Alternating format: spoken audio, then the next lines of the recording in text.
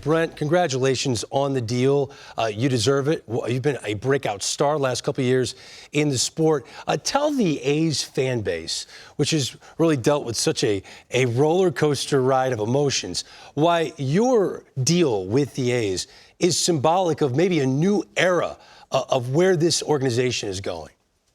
Yeah, I think it's exactly what you said. I think it's just kind of stepping into the next chapter, right? Recognizing that the group that we have together right now is a really, really strong group in a lot of ways. And we're doing the necessary things to move forward with our core right now and really put together a competitive team for the next several years.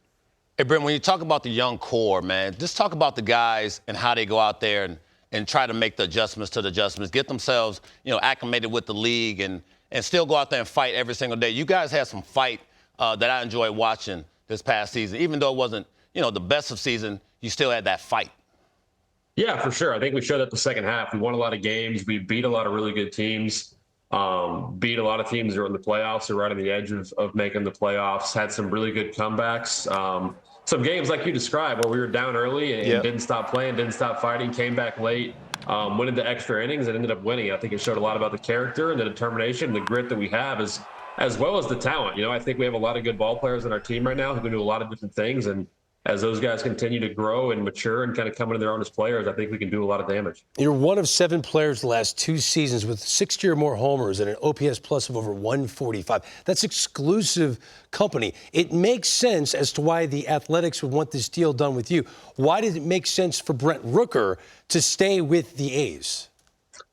I mean, I love where I'm at. I love our team. I love our guys that we have. I believe in the direction we're headed. Like I said, we built a lot of momentum the second half of last season, both as individuals. Guys got better as players. We got better as a team. We kind of started to see what it could look like and what the results and success could look like if we're really clicking on all cylinders and everybody's playing well at the same time. And we did that for stretches of the season last year, which was really, really fun.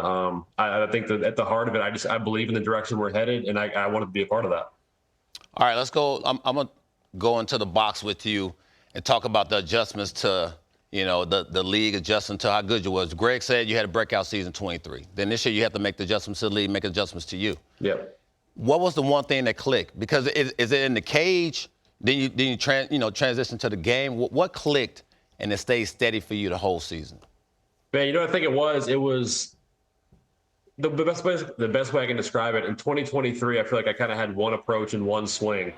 And if the pitcher that day happened to match up with me and what I did well, then I was going to have success. And if they did something I couldn't handle, I was going to be in trouble. And this past year, 2024, I felt like I had a bunch of different approaches that I could go through, a bunch of different swings, a bunch of different setups, a bunch of different feels to take out there and be able to match up with whatever pitcher was out there, right? I had one approach and one swing and one feel for a right-handed four-seam guy. If I knew the guy was going to try to sink it on my hands, I had a different approach for that. And I was able to execute all these different approaches and different swings in order to give me a chance to have success against different profiles of pitchers. Whereas the year previous, like I said, I feel like if a guy kind of fell into my game plan, fell into my swing, I'd have success. But if he didn't, I was going to be in trouble. You want to be on a team that's ready to compete. I just watching you play all the time. You're hard-nosed. You're just so fun to watch. When you see a player the caliber of Luis Severino land a 3-year, $67 million deal with the Athletics, did that catch your attention and go, oh, wait a minute, this organization's ready to start spending money around the core group that's already here? Absolutely. That was exciting for everybody. Sevy, how good he was last year, how good he's been throughout his career is going to be a huge, huge addition to our team, anchoring the front of our rotation.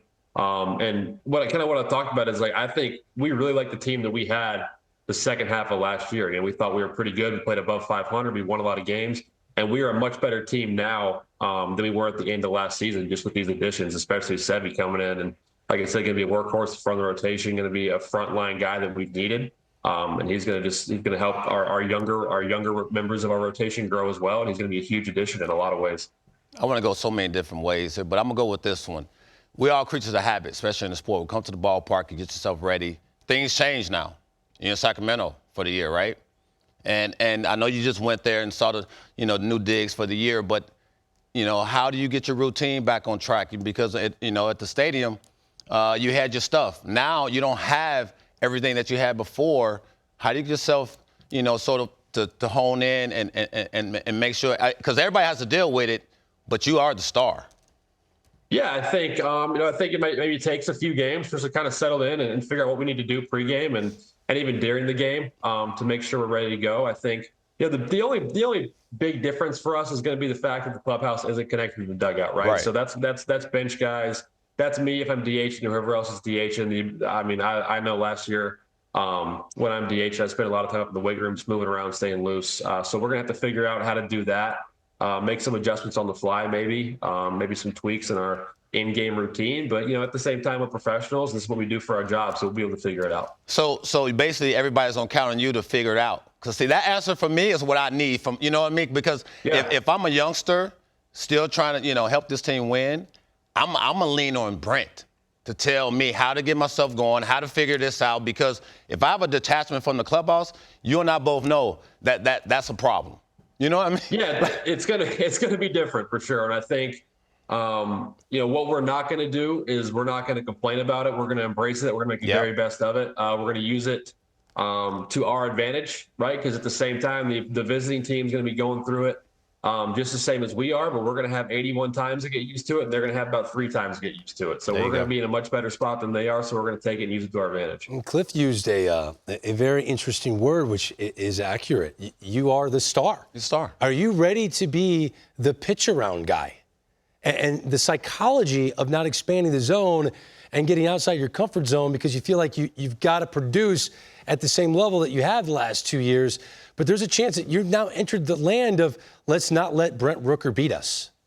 Yeah, I think so. I think, that's another thing I felt like I got better at last year. I think especially the second half of the season, I was able to kind of recognize situations where, okay, I'm probably not going to get a strike right here, or I'm definitely not going to get something that I want to hit. So let's be patient. Let's take our walk if we need to. Let's be comfortable, just taking a single to right field if that's what I'm given instead of trying to slug or trying to do damage to the pull side. Just being able to recognize situations, recognize what they're willing to give me, and being willing to take that is something I got much better at the course of last year. And I'll continue to try to improve on it this year as well. Brent Rooker, you are awesome. Thank you so much for the time. Congratulations on the deal. We have a theme on this show today. We're talking about the nicest guys in baseball. Who is the nicest guy on the Athletics? You know what? You give me that answer in the commercial break, and then I will play it back at the end of the show. So I'm going to give you some time to chew on the nicest guy on the Athletic. Brent Rooker, you're a nice guy for hanging with us today. Thank you so much, and best of luck in 2025, okay? Thanks, guys, for having me. I appreciate it.